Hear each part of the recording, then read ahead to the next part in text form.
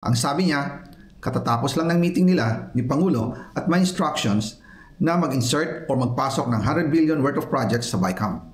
At sinabi pa ni Sec Mina, you can confirm with Yusek Adrian Bersamin dahil magkasama sila sa meeting ni Pangulong BBM noong araw na yon. Tinanong ko po si Yusek Adrian kung saan galing ang listahan. Ang sagot niya, galing kay PBBM mismo at binigay niya ito mula sa brown leather bag. Nung sinabi po ni Yusek Adrian Bersamin, yung brown leather bag, naalala ko noong nasa Singapore kami right after the elections of May 2022 sa Hilton Hotel, kami ni dating Speaker Martin and PBBM habang pauwi at pabalik ng Pilipinas. Hinabol ng PSG ang brown leather bag at ang sabi ni PBBM, maiwan na lahat, wag lang ang brown leather bag. Kaya naniwala ko na utos talaga ito ng Pangulo. Welcome back to Master Kalog and don't forget to subscribe and click notification bell for more updates.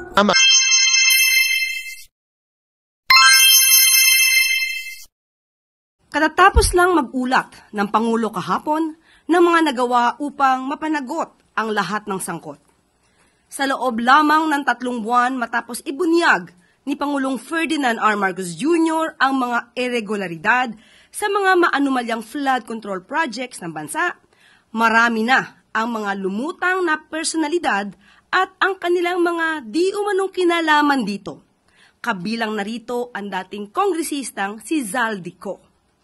Ang pagkakasangkot ng pangalan ni Zaldico ay bunga ng mga ebidensya, mga testimonya, at mga di umanong pagpapayaman niya na makikita sa mga ari-ariang naipundar nila. Dahil lumiliit na ang mundo ni Zaldico, kailangan niyang umiwas at iiwas ang sarili at mag-name drop kahit walang katibayan at laway lang ang puhunan. Para masagip ang sarili sa paratang ng pagnanakaw sa kaban ng bayan, at mapalitaw na siya ang biktima, siya ay magtatahi ng maling kwento laban sa ibang tao. Magtuturo ng iba, puwera ang sarili niya, kahit na ang ari-arian niya at ng kanyang pamilya ay nagsusumigaw ng ebidensya laban sa kanya. Ang kanyang naging pahayag, mas nagbunga pa ito ng maraming katanungan, imbes na sagutin ang kanyang papel dito sa sinasabing anomalya. Lahat ng mga sinasabi ni Zaldico ay pawang mga imbento lamang, walang basihan, walang ebidensya. Umuwi muna siya sa Pilipinas at sumpaan ang kanyang mga sinabi at harapin ang mga demanda o kaso laban sa kanya. Pakatandaan natin, nagsimula ito sa sinabi ng Pangulo sa kanyang Zona 2025. Mahiya naman kayo. Bakit niya pasisimulan ang malalimang pag-iimbestiga, mag-establish ng ICI, Independent Commission to investigate the anomalous flood control projects and other infrastructure, kung ang Pangulo ay may kinalaman dito.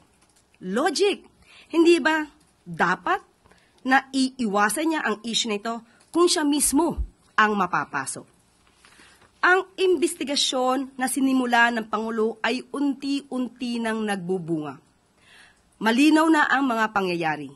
Papalapit na ng papalapit tayo sa katotohanan. Kaya't pinipilit ilihis upang makaiwas ang mga tunay na may sala sa katarungan. At handa na po akong tugunan ng inyong mga katanungan. Maricel Halili from TV5. Yusek, magandang hapon po. So ano po ang plano natin kay Congressman Zaldico? Because I understand ang sinabi ni Presidente, we cannot cancel his passport. Pero ano po yung plano natin ngayon para mapauwi? Nasa kamay na rin po sa ating pagkakaalam ay may pending na po mga complaints na naisampa sa kanya. At sana po ay mapabilis na rin po ng ombudsman ang mga pagresolba sa mga kaso na ito at kung sila ay makakapag-rekomenda, kung ano man naman i-recommend nila for dismissal or for filing of the case to the Sandigan Bayan, sana mapabilis na rin po. Kasi ang taong bayan po ay naghihintay na rin ng mabilisang aksyon. Hindi po siya mapapauwi sa ngayon dahil ang naaayon po sa batas, ang hindi pa po nakakasuhan at tinuturing na pugante dahil wala pa pong warrant of arrest na nai-issue ang court o kaya ay siya naman ay hindi pa naman convicted at siya'y tumakas. At hindi natin masasabi na yung kanyang passport ay naisagawa at nai-issue ng, through a fraudulent act.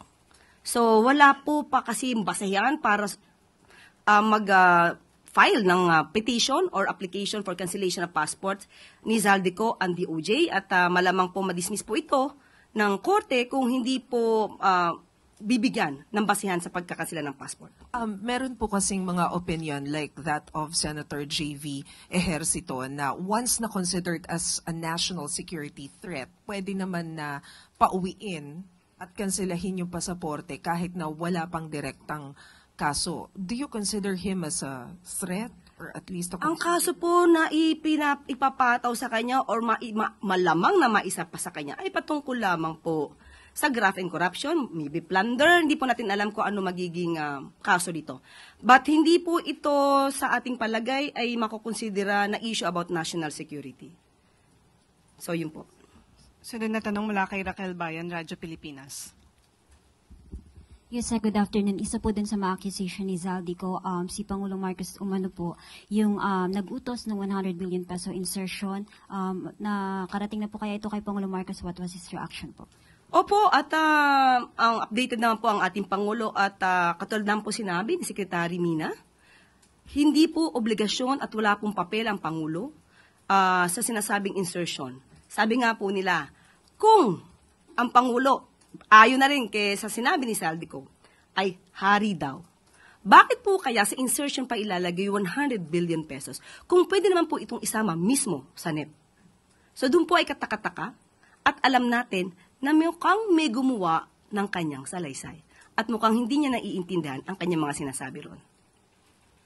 Sunod na tanong mula kay Ivan Mayrina, GMA News. Microphone, please. Hi, Yusek.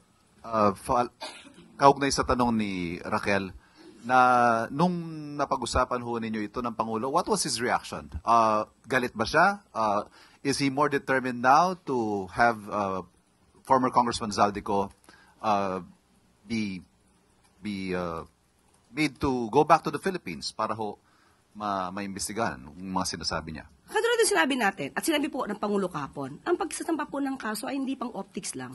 Kailangan po talaga ng ebidensya. Hindi po ibig sabihin po siya ay dinamay, at alam po natin, at alam din po ng Pangulo na siya ay walang kinalaman dito, at siya pa po mismo ang nagsimula ng pag-iimbestiga ng mga anomalyang flood control projects.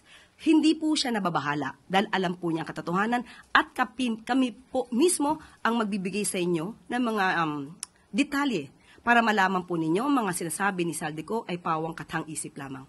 Ito ho ang unang pagkakataon na nagkaroon ng direct accusation against the President. Again, siya po ba'y nagagalit? Or is he not taking it seriously dahil tulad na nabanggit ninyo, sa tingin niya, hindi totoo?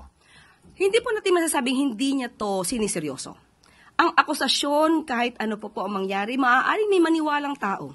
Kaya po ngayon pa lamang ay binibigay namin sa inyo kung ano pa ang katotohanan. At hindi natin siguro masisisi si Zaldico dahil alam natin na lumiliit ang kanyang mundo. Kaya nga ang sabi po natin sa kanya, siya po ay maaaring umuwi rito, mas magandang umuwi siya rito, at kanya po itong isalaysay. Dito mismo sa bansa, harapin niya ang kaso niya, humarap siya sa notaryo publiko, na lehitimong notaryo publiko, hindi kung saan-saan lang nakukuha. Para naman mapatunayan niya ang kanyang mga akusasyon. Dahil mismo sa kanyang mga sinabi, kung ito po ay inyong nabasa, ang dami pong mga inconsistencies. Sorry, panghuli po. Is the President willing to guarantee the safety of the former congressman? Kasi nagpahayag siya ng pagkabahala na ayaw niya umuwi dahil daw sa banta sa kanyang buhay. Unang-una, hindi po ba dapat siya ang magpatunay kung may banta sa buhay niya? Saan po niya nakuha itong mga idea na to?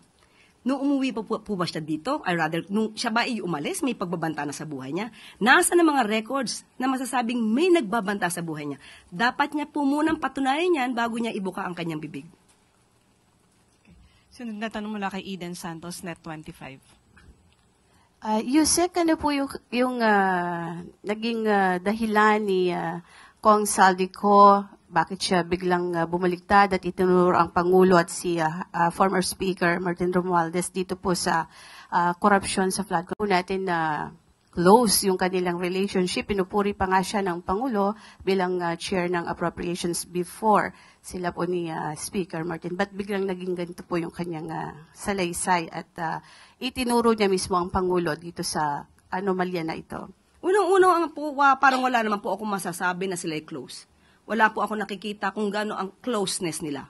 So, maaari, pagdating sa trabaho, sila ay nagkakausap, pero kung sasabihin niyo po ang kanilang relasyon ay close, hindi po yan natin masasabi at wala pa po makakapagpatunay ng ganyan.